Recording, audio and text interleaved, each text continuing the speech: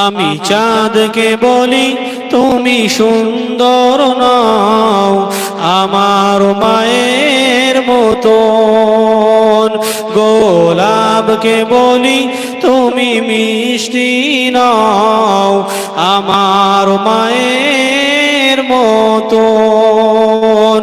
আমি চাঁদকে বলি তুমি সুন্দর নাও আমার মায়ের মতন, গোলাপকে বলি তুমি মিষ্টি নাও আমার মায়ের মতন।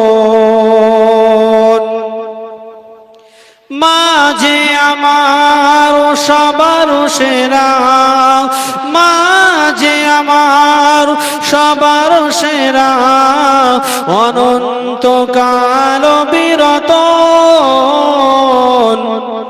আমি চাঁদকে বলি তুমি সুন্দর নাও আমার মায়ের মতন, গোলাপকে বলি তুমি মিষ্টি নাও আমার মায়ের মতন।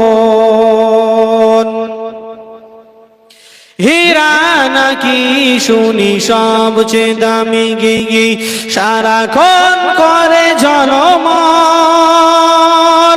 তাহার চেয়ে অধিক দামি, তাহার চেয়ে অধিক দামি আমার মায়ের আঁচল। জোরে হবে না? আরে চিল্লে হবে না? প্রথমেই বলেছিলাম যদি এক ফোঁটা চোখের পানি নিয়ে হাজারটা অন্যায় করার পরে মায়ের সামনে যখন দাঁড়িয়ে যাবেন, মা জননী দেখবেন আর এক সেকেন্ডের জন্য দাঁড়িয়ে থাকতে পারবে না। কার জন্য? সন্তানের মায়ার, সন্তানের মহাব্বতে। জোরে বলুন না সুবহানাল্লাহ। মায়ের আঁচলকে আমার আল্লাহ পাক এতটা দামি বানিয়ে দিয়েছেন, দেখবেন সন্তান যতই বিপদে পড়ুক, মায়ের আঁচল যদি সেই সন্তানের মাথায় থাকে, দুনিয়ার কেউ তাকে কোনো বিপদে ফেলতে পারে না। জোরে বলি, একটু জোরে বলি। এই কবি কি বলেন?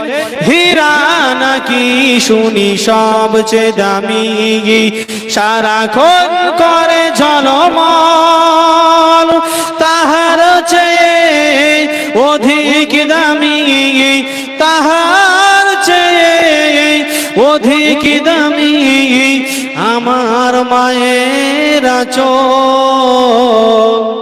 জোরে বলুন না, একটু জোরে বলুন না। আমার ভাইরা, মায়ের কথা যদি বলতে বলতে যদি আমার জবান বন্ধ হয়ে যায়, তারপরেও মায়ের বর্ণনা, মায়ের যে কি ফজিলত, আমি কখনো শেষ করতে পারবো না। কথা ঠিক না বেটি? জোরে বলুন। আমি চাঁদকে বলি তুমি সুন্দর নাও আমার মায়ের মতন, গোলাপকে বলি তুমি মিষ্টি নাও আমার মায়ের মতন। আমি চাঁদকে বলি তুমি সুন্দর নাও আমার মায়ের মতন।